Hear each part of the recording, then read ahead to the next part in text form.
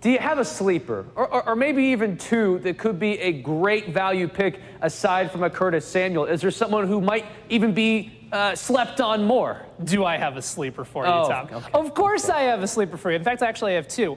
Let's start with Vance McDonald, the tight end of the Pittsburgh Steelers. Matt Berry has been all over this guy, though. Is he being slept on that much? I think he still is. I think people are concerned. They're worried that he's not going to get enough snaps. He was the tight end 10 a season ago, Tom, despite only playing 50% of the snaps.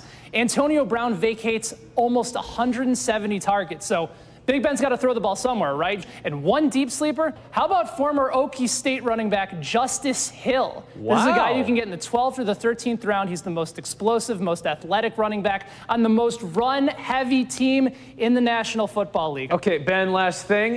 General advice, maybe not even fantasy football, just life. But what advice would you give to anyone drafting over the next few weeks? I would say there's a couple things. First of all, wait on quarterbacks. I know there's a lot of you that's going to want to take Pat Mahomes with your first overall pick. You can wait, even if he goes in the 3rd round. There's so much value at the quarterback spot. Second thing is make sure that you're following your board and not necessarily where your positional value is lying. If you think you need a tight end, get the best player on the board. If you think you need a wide receiver, get the best player on the board. And finally, this is the most important thing, Tom.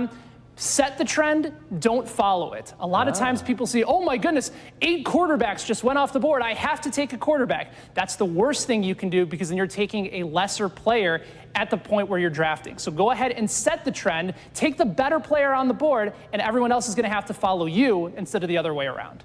So I guess the life advice is for next time then.